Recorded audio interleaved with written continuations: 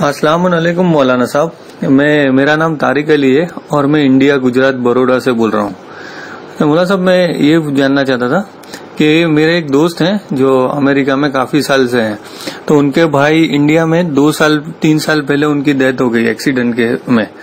तो जो मेरे फ्रेंड है उन्होंने काफी कुछ किताबें पढ़ी होगी, तो उसके थ्रू मालूम पड़ा उनको कि अगर किसी की सोल से अगर बात करना हो किसी को मीडियम बना के, तो पता कर सकते हैं कि क्या हाल है और क्या नहीं।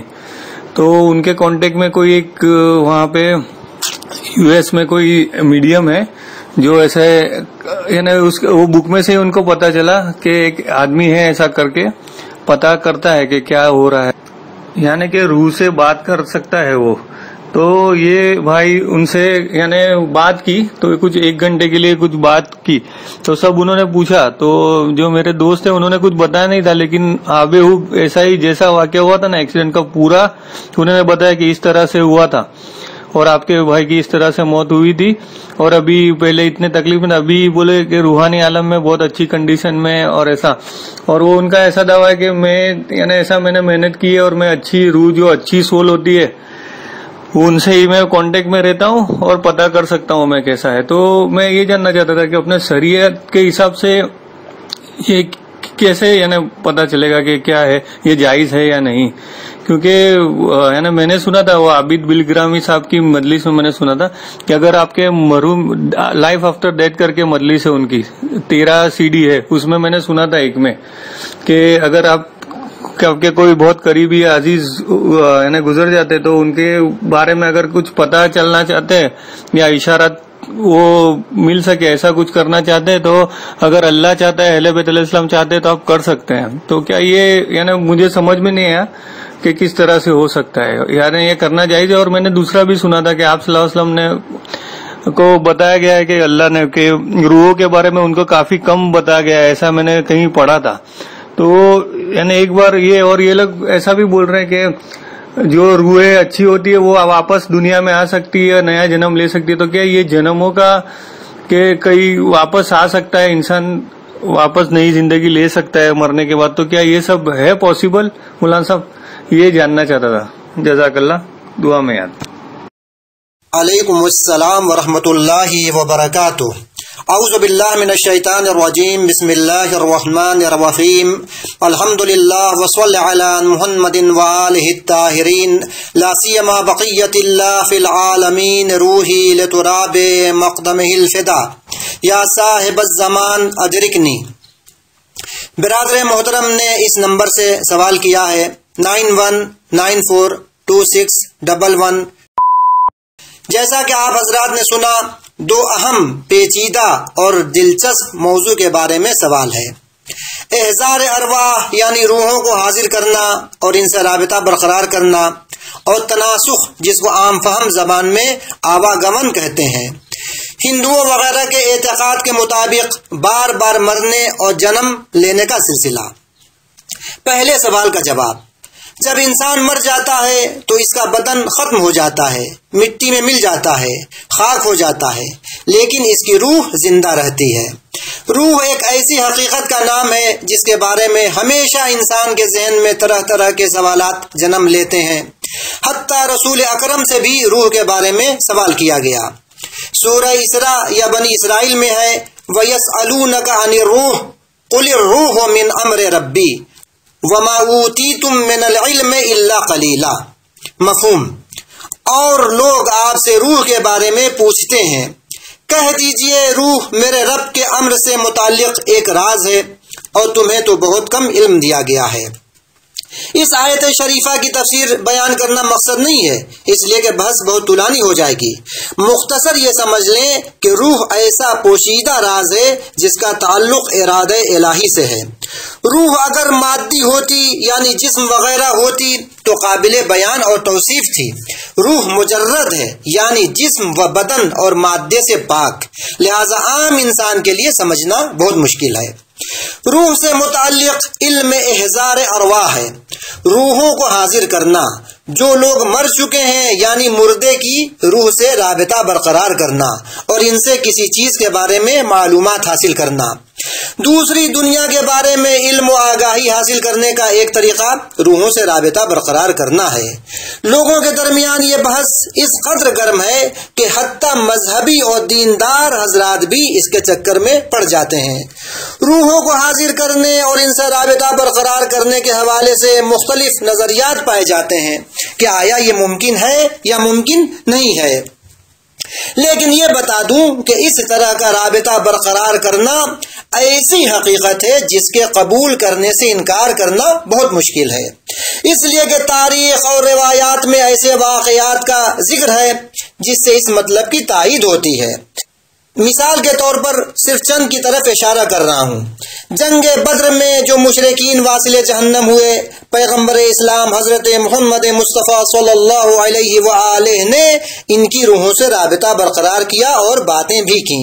इसी तरह कब्रिस्तान बकी में मुर्दों से बातें की और अमीरुल मोमिनीन अली अलैहिस्सलाम के लिए भी मिलता है कि आपने मुर्दों की रूहों से बातें की। लिहाजा दीन में इस ताल्लुक से जिन बातों का जिक्र है उनको मद्देनजर रखते हुए रूहों से इर्तिबात मुहाल काम नहीं है, ये हो सकता है, गैर मुमकिन नहीं है। लेकिन इस बात पर भी तवज्जो रहे कि ये काम हर शख्स के बस व इख्तियार में नहीं है। इसके लिए मखसूस शराइत हैं और बहुत सारी दुश्वारियां भी। खास लोग और माहिर अफराद ही ये काम कर सकते हैं। दावा करने वाले तो हजारों की तादाद में मिलेंगे, लेकिन शायद हजारों में एक ही अपने दावे में सच्चा हो। दूसरे ये कि ये साबित करना बहुत ही मुश्किल और दुश्वार है कि रूहों से राबिता बरकरार किया गया। साबित करने का रास्ता और तरीका क्या है, बताना बहुत मुश्किल है। इस तरह का दावा करने वाले भोले भाले और बहुत ही जल्दी हर चीज पर यकीन कर लेने वालों को बेवकूफ बनाते हैं। मैंने इस हवाले से एक फिल्म देखी है जिसमें इनके फरेब और धोखे को जाहिर किया गया है। मसलन मेज को घुमाते हैं, गिलास को हिलाते हैं और कागज पर हुरूफ लिखकर बताते हैं कि रूह से मेरा राबिता बरकरार हो गया, रूह आ गई है। इन तरीकों के अलावा भी दूसरा मकरो फरेब वाला रास्ता इख्तियार करते हैं और अजीब व गरीब चीजें दिखाते हैं ताकि आने वाला हमारे जाल में फंस जाए और यकीन कर ले। लेकिन हकीकत कुछ और होती है। इनमें से बाज ऐसे हैं जिनका राबिता जिनों और शयातीन से है। इनको तस्खीर करके मालूमात हासिल करते हैं और दूसरों को बताते हैं। ये सब शैतानी हरकतें हैं, निहायत ही माहिराना और नफ्सियाती तरीके से अंजाम देते हैं ताकि लोग यकीन कर लें। लेकिन अल्लाह के खास बंदे इनके मकरो फरेब को जानते हैं।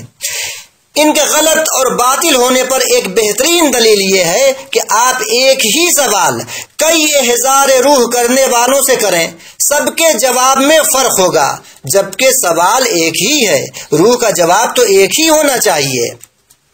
ये बता दूं कि जब रूह हाजिर होती है तो इसका मतलब ये नहीं है मादी शक्ल सूरत में आए, जिस्म व बदन हो, बल्कि जिस मुर्दे की रूह को हाजिर किया जा रहा है वो हाजिर करने वाले की कुव्वत हादसा व इदराक यानी महसूस व दरियाफ्त करने की कुव्वत में जाहिर होती है, एहसास करता है और इसकी बातें सुनता है। एक तरह का रूहानी राबिता होता है।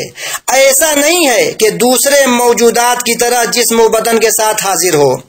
ये भी बता दूं कि जिस रूह को हाजिर किया गया है या वाक़ियन राबिता बरकरार हुआ है तो इसकी बातों पर एतबार व भरोसा नहीं किया जा सकता है, इसलिए कि मुमकिन है राबिते का दावा करने वाले ने जो सुना है अरवाह खबीसा यानी नापाक व पलीत रूहों की जानिब से हो। अगर यकीनी और कतई करीना हो कि ये बातें या जवाब रूह की तरफ से है तब एतबार किया जा सकता है। जो लोग आलम अरवाह से राबिते का दावा करते हैं उनमें से अक्सर झूठे हैं, ख्याल और वहम के शिकार हैं, लिहाजा हर एक के दावे को कबूल करना बेवकूफ़ी है। बाज ने रोजी रोटी का जरिया बना लिया है। जो बयान किया इसका मतलब ये नहीं है कि रूह से राबिता नहीं किया जा सकता। बाज लोगों ने रूह के जरिए बहुत सारी हकीकतों से आगाही हासिल की है, लेकिन इसके लिए खुसूसी शराइत हैं और महारत की जरूरत है। हर एक के बस व इख्तियार में नहीं है, इसलिए कि इसका शुमार उलूम गरीबा में होता है। मुख्तसर इशारा कर दूं, علوم غریبہ کی مختلف قسمیں ہیں۔ ان میں سے علم حروف، اعداد، اوفاق، جفر، خافیہ، کیمیا، لیمیا، ہیمیا، سیمیا اور ریمیا وغیرہ ہیں۔ جو لوگ ارواح سے رابطہ برقرار کرنے کا دعویٰ کرتے ہیں ان میں اکثریت غلط لوگوں کی ہے۔ اس وقت مغربی ملکوں میں ایسے لوگوں کی تعداد بہت ہے۔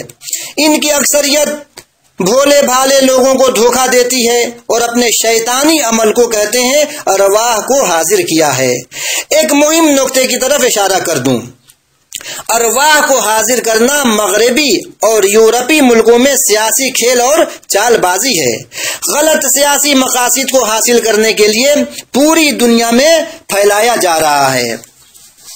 سوال، ارواح کے ذریعے جو باتیں معلوم ہوتی ہیں ان کو صحیح سمجھنے کا معیار کیا ہے؟ کیسے معلوم کریں کہ ان کی باتیں درست ہیں؟ جواب، ایک کسوٹی اور معیار بتا دیتا ہوں۔ در واقع یہ کلی قاعدے اور قانون کے طور پر ہے۔ بالفرض رابطہ ثابت ہونے کے بعد اگر ارواح کی باتیں آسمانی دین اور الہی نمائندوں کی باتوں اور ان کی دعوت و تعلیمات کے برخلاف نہ ہو تو صحیح ہے۔ اس کے لیے معصومین علیہم السلام کی باتوں اور تعلیمات کو صحیح طریقے سے سمجھنا ہوگا، تبھی تو صحیح اور غلط ہونے کا پتہ چلے گا، حق و باطل میں تمیز کر پائیں گے۔ دوسرے یہ کہ خود احضار کرنے والا پرہیزگار ہو، اچھا انسان ہو۔ لیکن ایک بات کا خیال رہے، روحوں کے ذریعے جو بتایا جاتا ہے اس پر عمل کرنا ضروری نہیں ہے۔ واجب، ضروری اور مستحب وغیرہ بس اتنا ہی ہے جتنا اسلام اور رسول خدا صلی اللہ علیہ وآلہ وسلم امیر المومنین اور آپ کی پاک اولاد نے بتایا ہے۔ اصل تقوی و پرہیزگاری ہے۔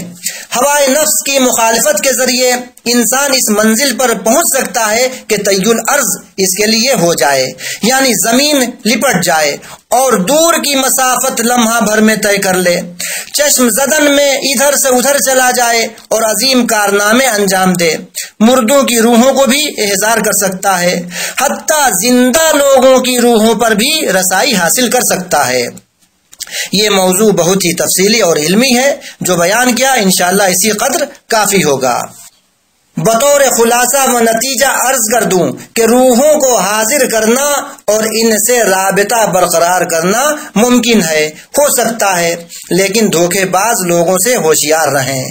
میرا ذاتی مشورہ یہ ہے کہ ان چیزوں سے بچیں، اس کے چکر میں نہ پڑیں، اپنی قیمتی عمر کو برباد نہ کریں۔ اس کے بہت سارے نقصانات ہیں، فائدہ کم ہے، نقصان زیادہ ہے۔ انسان کی فکر پر اس کا اثر پڑتا ہے، انحراف سے دوچار ہو سکتا ہے، عقیدہ خطرے میں پڑ سکتا ہے۔ دوسرے نقصانات بھی ہیں، مثلا روح کے ذریعے پتہ لگائیں فلاں کا قاتل کون ہے، چور کون ہے، میراث کتنی ہے، مجھ پر سحر و جادو کس نے کیا۔ اس سے تو ثابت ہوگا نہیں، سوائے اس کے کہ انسان تباہی و بربادی کی طرف جائے، ایک دوسرے سے سوء ظن و بدگمانی ہو۔ اگر مردے کے بارے میں کہا جائے کہ اچھی حالت میں ہے تو اس کے گھر والے، دوست وغیرہ اس کے لیے یا ایصال ثواب نہیں کریں گے یا کم کریں گے۔ اگر بری حالت میں ہو تو مردے کی آبرو جانے کا امکان ہے۔ لہذا شریعت کی نظر میں یہ اچھا اور پسندیدہ کام نہیں ہے۔ تقوی اور پرہیزگاری والا راستہ اپنائیں، تعلیمات معصومین علیہم السلام پر عمل کریں، اسی میں سب کچھ مل جائے گا، انسان صاحب کرامت بھی ہو سکتا ہے۔ آپ نے احضار ارواح اور روحوں سے رابطہ برقرار کرنے کے حوالے سے شرعی حکم بھی پوچھا ہے، آیا یہ جائز ہے یا نہیں؟ جواب، مراجع کرام کے درمیان مختلف نظریات ہیں، بعض کہتے ہیں جائز ہے، بعض کہتے ہیں ناجائز اور بعض شرائط کے مطابق جائز سمجھتے ہیں۔ اسی لیے میں ہمیشہ گزارش کرتا ہوں کہ حکم شرعی معلوم کرنے کے لیے جس کی تقلید کرتے ہیں ان کا مبارک نام بھی بتا دیں۔ بہرحال صرف دو مراجع اعظام کا نظریہ بیان کرتا ہوں۔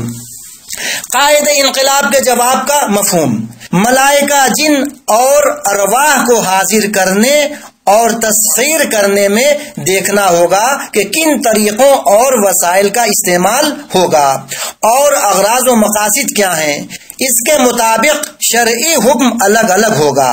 بہرحال اگر مقصد پاک و نیک ہے اور ان راستوں و طریقوں کے ذریعے یہ کام کیا جائے جو شریعت کے مطابق حلال و جائز ہیں تو بذات خود یعنی خود بخود اس میں کوئی حرج نہیں ہے۔ خلاصہ 2 شرطوں کے ساتھ جائز ہے، احضار ارواح کے طریقے جائز ہوں اور مقصد بھی پاک ہو۔ آیت اللہ سیستانی کے جواب کا مفہوم: اگر کسی مومن کو آزار و اذیت اور تکلیف پہنچانے کا سبب بنے تو جائز نہیں ہے، اسی طرح اگر مومن کی روح کے لیے آزار و اذیت اور ضرر و تکلیف کا باعث بنے تو جائز نہیں ہے۔ جواب کی مختصر وضاحت: اگر احضار ارواح سے مومن کی روح کو اذیت و نقصان پہنچے تو جائز نہیں ہے، اسی طرح احضار ارواح کسی مومن کو ایذا و تکلیف پہنچانے کے لیے ہو تو جائز نہیں ہے، اس لیے کہ خود مومن کو یا مومن کی روح کو اذیت دینا حرام ہے۔ دوسرا سوال تناسخ یعنی آواگمن کے بارے میں ہے۔ ہندوستان وغیرہ میں اس پر اعتقاد رکھنے والے بہت ملیں گے، بعض اس کی تبلیغ و ترویج بھی بہت کرتے ہیں۔ اس کا مطلب ہے روح کا ایک قالب سے دوسرے قالب میں جانا۔ آسان زبان میں عرض کر دوں، مرنے کے بعد کسی شخص کی روح دوسرے کے بدن میں جا کر دوبارہ دنیا میں آئے۔ جو لوگ تناسخ کے قائل ہیں ان کے درمیان مختلف قسم کے نظریے پائے جاتے ہیں، لیکن چند چیزوں میں سبھی ہم خیال ہیں، اتفاق پایا جاتا ہے اور شریک ہیں۔ ان میں سے ایک یہ ہے کہ سبھی کہتے ہیں کہ جب انسان کی روح بدن سے خارج ہو جاتی ہے تو بلا فاصلہ دوسرے بدن میں داخل ہو جاتی ہے، خواہ یہ جسم و بدن انسان کا ہو یا حیوان و جانور کا ہو یا پودے سبزیاں اور گھاس وغیرہ کا ہو۔ اسی لیے بعض ہندو اور جن کا عقیدہ اس پر ہے جانوروں حتیٰ حشرات کو نہیں مارتے کہ شاید ان کے آباء و اجداد کی روحیں اس میں ہوں۔ دوسری چیز جس میں سبھی ہم خیال ہیں اور ان میں شریک ہیں وہ یہ ہے کہ تمام گروہ کے پاس تناسخ کو ثابت کرنے کے لیے محکم و مضبوط عقلی دلیل نہیں ہے۔ اس کو ثابت کرنے کے لیے چند چیزوں کا سہارا لیتے ہیں، جیسے ہپنوتزم یا ہپنوسس۔ تقریباً یہ ایک مصنوعی نیند کی طرح ہے اور ان کے درمیان جو ریاضت کرتے ہیں اور اس راہ میں تمرین کے ذریعے زحمتیں اور مشقتیں تحمل کرتے ہیں اور جو عبادت کرنے والے ہیں ان کا مکاشفہ اور غیبی امور کی خبر دینا ہے۔ ظاہر ہے عقلاً یہ چیزیں معتبر نہیں ہیں، اس لیے کہ حالت ہپنوتزم یا ہپنوسس میں شخص اپنی ذہنی معلومات کی بنیاد پر خبر دیتا ہے اور مکاشفات پر ان کے عقائد کا اثر ہوتا ہے، یعنی اپنے عقیدے کے مطابق خبر دیتے ہیں۔ لہذا اگر مکاشفے کی تائید عقل و نقل یعنی ائمہ معصومین علیہ السلام کی احادیث سے نہ ہو تو اس کی کوئی حیثیت نہیں ہے۔ تیسری چیز جس میں سبھی گروہ شریک ہیں وہ قیامت سے انکار ہے، لہذا ان کے نزدیک تناسخ قیامت کی جگہ ہے۔ اس طرح کوشش کرتے ہیں کہ اعمال کی جزا و سزا کو بتا سکیں۔ جو لوگ قیامت کو صحیح طریقے سے نہیں سمجھے ہیں وہ اس طرح کی باتیں کرتے ہیں، کہتے ہیں تناسخ سے عدالت و انصاف ملے گا، جزا کے مستحق کو اس کا بدلہ اور سزا کے مستحق کو اس کا بدلہ ملے گا۔ مثلا جو لوگ اپنی زندگی میں اچھے اور پاک دامن تھے دوبارہ اس دنیا میں آئیں گے اور آرام و آسائش کے ساتھ رہیں گے، ان کی زندگی میں کوئی غم و اندوہ نہیں رہے گا۔ اس کے برعکس جو اپنی زندگی میں اچھے نہیں تھے، برے تھے، مثلا ظالم و ستمگر تھے، تو دوبارہ اس دنیا میں آ کر مشکل کے ساتھ زندگی بسر کریں گے۔ اس کا نتیجہ یہ ہوا کہ اگر ہم آج ایک گروہ کو خوشحال اور اچھی حالت میں دیکھیں اور دوسرے کو بھوکا، غریب، بیمار اور مشکل میں دیکھیں تو یہ سب اس کے پہلے والے اعمال کا نتیجہ ہے، یعنی سزا ہے۔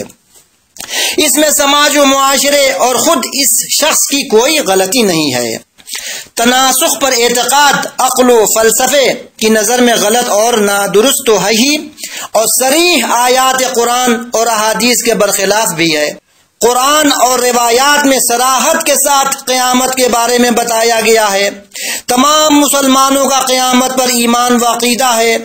मुसलमानों के अक़ीदे में इस दिन मुर्दे जिंदा होकर खड़े होंगे और हिसाब व किताब होगा। जो क़यामत का मुनकिर है वो काफिर है।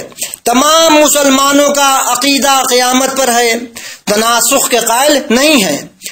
हत्ता तमाम असली आसमानी दीन अदियान इलाही तनासुख के मुखालिफ हैं। लिहाजा तनासुख को बातिल करने और गलत साबित करने के लिए अकली दलील की जरूरत है। अहले तनासुख तो कुरान, हदीस और आसमानी किताबों को तो नहीं मानते, लेकिन अक्ल को तो तस्लीम करते हैं। इन बातों के पेश नजर निहायत इख्तिसार के साथ तनासुख के गलत और बातिल होने पर चंद दलीलों की तरफ इशारा किया जा रहा है। एक, अगर तनासुख सही है तो मरने वालों और जिंदा रहने वालों की तादाद यकसा होनी चाहिए, यानी जितने लोग मर रहे हैं उतने ही लोग जिंदा भी हों, यानी पैदा हों। तभी तो मरने के बाद बिला फासिला रूह दूसरे बदन में जाएगी। खुद अहले तनासुख के अकीदे के मुताबिक रूह का बदन के बगैर जाना मुमकिन नहीं है। मिसाल से बात वाज़ेह कर दूं, अगर मसलन 50 लोग मरे तो 50 लोग पैदा भी हों, यानी जिंदा रहें, तभी तो 50 मरने वालों की रूहें इनमें आएंगी। जब हम जमीनी हकायक को देखते हैं तो ऐसा नहीं है, यानी मरने वालों और पैदा होने वालों की तादाद यकसा नहीं है। लिहाजा अहले तनासुख से मेरा सवाल है, मसलन 100 लोग एक ही साथ जलजले और सैलाब वगैरह में मर गए, लेकिन 100 लोग पैदा नहीं हुए, मसलन 50 ही लोग पैदा हुए, तो अहले तनासुख बताएं बाकी 50 लोगों की रूहें कहाँ जाएंगी? आया बदन के बगैर रहेगी और इसी तरह सरगर्दान व परेशान रहेगी? इस दलील के पेश नजर अक्ल कहती है कि ये अकीदा बातिल व गलत है। 2, दुनिया में बहुत सारे ऐसे लोग हैं जिन्होंने न अच्छे काम किए और न ही बुरे काम, उनको मौका ही नहीं मिला। जैसे बच्चे, ये इस दुनिया से चले गए तो इनकी रूह किसके जिस्म में जाएगी?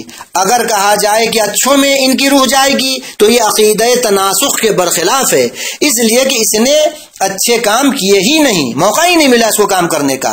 और अगर कहा जाए इसकी रूह बुरे लोगों में जाएगी तो ये भी गलत है, इसलिए कि इसने कोई बुरा काम किया ही नहीं, लिहाजा ये अकीदा गलत है। 3, तनासुख के मुताबिक जिंदा लोगों की हालत गुज़िश्ता आमाल के मुताबिक रहेगी। मसलन जिसने बहुत अच्छे काम किए हैं तो उनकी रूह बहुत अच्छे लोगों में जाएगी, और जिसने बहुत बुरे काम किए हैं तो उसकी रूह बहुत बुरे लोगों में जाएगी। मेरा ऐसे लोगों से सवाल है, आया आपके देवता और दीनी रहबरों की तरह किसने अच्छे काम किए हैं? अगर कहें कि हाँ, इनसे बेहतर और अच्छे काम दूसरों ने भी किए हैं, तो फिर मेरा सवाल है, आपके देवता, रहबर और आम इंसान में फर्क क्या रहा? अगर कहें इनसे बेहतर और अच्छे काम किसी ने नहीं किए तो इनकी रूह कहाँ जाएगी? इन्हीं की तरह कोई पैदा हो तभी तो उसमें इनकी रूह जाएगी। यही सवाल उन लोगों की रूहों के बारे में है जिन्होंने बहुत बुराइयां की हैं। 4, जिंदगी में हर रंजो गम पहले किए हुए आमाल का नतीजा नहीं हो सकते, इसलिए कि हो सकता है अल्लाह की तरफ से इम्तिहान और आजमाइश के लिए हो। जिंदगी का निजाम और फलसफा ये है कि वो इंसान साहिबे कमाल होता है, तरक्की करता है जो इम्तिहान में कामयाब हो जाए। कमाल हासिल करने के लिए रंजो गम का सामना करना ही होगा, ये उसूल जिंदगी में से है। सुर्ख रूह होता है इंसान ठोकरें खाने के बाद, रंग लाती है हिना पत्थर पे पिस जाने के बाद। इसके मुताबिक जरूरी नहीं है कि हर रंजो गम पहले किए हुए गुनाह व आमाल का नतीजा हो, लिहाजा ये भी तनासुख की हिकमत के बरखिलाफ है। 5. اگر رنج و غم گناہوں کی سزا ہے تو چاہیے کہ توبہ کرنے کے بعد یہ رنج و غم ختم ہو جائے، یا مثلاً کسی کا حق غصب کیا تھا وہ راضی ہو جائے، معاف کر دے تو یہ رنج ختم ہو جانا چاہیے۔ مثلاً بیماری گناہوں کی وجہ سے ہے تو توبہ کے بعد بیماری کو ختم ہو جانا چاہیے، جبکہ تناسخ کے عقیدے کے مطابق ایسا نہیں ہے۔ دوسرا یہ کہ انسان کی زندگی میں بعض رنج و غم اور مصیبتیں خود انسان کی وجہ سے ہوتی ہیں۔ مثلا تحصیل علم میں کتنی مشکلیں برداشت کرتے ہیں، وطن سے دور ہوتے ہیں، طرح طرح کی مشکلات کا سامنا کرنا پڑتا ہے، یا تجارت میں، یا ہم نے بے احتیاطی کی ایکسیڈنٹ ہو گیا، یا کسی خطرے سے خود کو بچانے کے لیے کتنی مشکلات برداشت کرتے ہیں اور ان کا سامنا کرنا پڑتا ہے۔ ان کا ربط پہلے کے کاموں سے کس طرح ہو سکتا ہے؟ اہل تناسخ سمجھائیں اور بتائیں۔ 6. بہت سارے کافر اور فاسق راحت اور آرام و آسائش میں زندگی گزار رہے ہیں۔ اہل تناسخ کے عقیدے کے مطابق یہ آرام و چین گزشتہ اعمال کی جزا و صلہ ہے، تو پھر کسی بھی کافر فاسق ظالم کو برا نہیں کہنا چاہیے، بلکہ اس کی عزت و احترام کریں۔ 7. اگر تناسخ کو مان لیں تو کم از کم پہلے والے بدن کے بارے میں کچھ بھی یاد آنا چاہیے، تاکہ معلوم ہو ہمارے ساتھ ایسا کیوں ہو رہا ہے، جبکہ ایسا نہیں ہے۔ اگر ساری باتوں کو بھول جائے تو زندگی میں مہم حادثات و واقعات کو تو نہیں بھولنا چاہیے، اس کو تو یاد آنا ہی چاہیے۔ 8. اس پر خصوصی توجہ فرمائیں۔ کسی چیز کی استعداد، لیاقت اور قابلیت نکھر کر جب سامنے آ جائے، ظاہر ہو جائے، تو محال ہے، انہونی ہے کہ اپنی پہلی والی حالت پر لوٹ آئے، پلٹ جائے۔ مثلا گیہوں کے ایک دانے کو مناسب زمین کے سینے میں ڈالیں تو اس کی استعداد کھل کر سامنے آنے لگتی ہے، اگ کر پودے کی شکل اختیار کرتا ہے، یہاں تک کہ اس میں بالیاں نکل آتی ہیں اور نئے نئے دانے آ جاتے ہیں۔ ممکن نہیں ہے کہ یہ بالیاں اور دانے دوبارہ پہلے دانے میں تبدیل ہو جائیں، یا انڈے کی مثال دے دوں، انڈے سے بچے نکل آئیں، محال ہے کہ یہ بچے دوبارہ پہلے والے انڈے میں تبدیل ہو جائیں۔ انسان کی روح بھی اسی طرح ہے، جب اس کی استعداد ظاہر ہو گئی تو محال ہے دوبارہ پہلے والی حالت میں تبدیل ہو جائے، اس لیے کہ جیسے جیسے مادی جسم رشد کرتا ہے، کمال کے مراحل طے کرتا ہے، تو یہ کمال روح کو بھی حاصل ہوتا جاتا ہے۔ جسم کے بغیر روح صاحب کمال نہیں بن سکتی۔ بچے کی روح صاحب کمال اس وقت بنتی ہے جب اس کا جسم کمال و رشد کے مراحل کو طے کرے۔ جب کسی روح نے پہلے ان کمالات کو مادی جسم کے ذریعے حاصل کر لیا، اگر چاہے کہ دوبارہ انہی کمالات کے ساتھ پیٹ کے بچے کے بدن میں داخل ہو جائے، جیسا کہ اہل تناسخ کہتے ہیں، تو نیا بدن یعنی پیٹ کے بچے کا بدن ان کمالات کو تحمل نہیں کر پائے گا۔ تحقیق اور تجربہ سے بھی یہ بات ثابت ہے کہ نوزائیدہ بچوں میں بڑوں کے کمالات نہیں پائے جاتے۔ اگر عقیدہ تناسخ صحیح ہوتا تو بچوں کی اچھی خاصی تعداد علم و آگاہی اور کمال کے ساتھ پیدا ہوتی، جبکہ ایسا نہیں ہے۔ لہذا اس لحاظ سے بھی عقیدہ تناسخ باطل ہے۔ اس دلیل سے مربوط ایک تفصیلی اور علمی بحث ہے، حقیر نے صرف اشارہ کیا ہے، لہذا ہماری باتوں کو کامل اور کافی نہ سمجھا جائے۔ آخر میں ایک مہم مطلب کی طرف اشارہ کر دوں۔ عقیدہ تناسخ کا اثر سماج و معاشرے پر نہایت ہی غلط پڑتا ہے، ظالم اور غلط لوگوں کے لیے ہتھیار اور سپر بن سکتا ہے۔ زیادتی کرنے والے جو لوگ رفاہ اور اچھی حالت میں ہیں وہ کہہ سکتے ہیں یہ گزشتہ اچھے کاموں کا نتیجہ و بدلہ ہے، اور جو مشکلات میں ہیں ان سے کہیں یہ پہلے والی برائیوں کا نتیجہ ہے، تاکہ اس طرح سماج و معاشرے میں موجود بے عدالتی اور ظلم کی توجیہ کریں اور مظلوموں کی آواز کو دبا دیں۔ ہندوستان میں طبقاتی نظام پایا جاتا ہے، ایک دوسرے کے درمیان فاصلے بہت ہیں۔ مثلا جو امیر ہے وہ پیسے والا ہوتا جا رہا ہے اور جو غریب ہیں غریب ہوتے جا رہے ہیں، کوئی بڑی قوم ہے تو کوئی چھوٹی قوم۔ شاید انہی باتوں کی وجہ سے ہندوستان میں نظریہ تناسخ کی ترویج کی گئی اور رائج کیا گیا، اور جن ملکوں میں ایسا ہی نظام حاکم ہے وہاں بھی اس نظریے کی ترویج بعض لوگوں کی طرف سے کی جا رہی ہے۔ اس بات کو مد نظر رکھتے ہوئے ہماری ناقص نظر میں نظریہ تناسخ جبری نظریے سے کافی مشابہ ہے۔ بنو امیہ نے بھی اپنے مظالم کی توجیہ کے لیے جبری نظریے کی ترویج کی، دلیل کے طور پر اس نظریے پر زور دیا، یعنی ہم جو کچھ بھی کر رہے ہیں سب خدا کر رہا ہے، کسی کو بھی بولنے کا حق نہیں ہے۔ جیسا کہ اشارہ کیا، دونوں موضوع سے متعلق ہماری باتوں کو کامل اور کافی نہ سمجھیں، یہ بہت تفصیلی موضوع ہے، علمی دلیلوں سے حتی الامکان پرہیز کیا ہے، عام فہم دلیل دینے کی کوشش کی ہے۔ امید ہے کہ جواب سے قانع ہو گئے ہوں گے۔ والسلام علیکم ورحمۃ اللہ وبرکاتہ۔ خادم دار الاطرت سید شمشاد علی کٹوکھری، عظیم آباد پٹنہ، شعبہ سوالات ام المقدسہ، ایران، 6 رجب 1438 ہجری قمری۔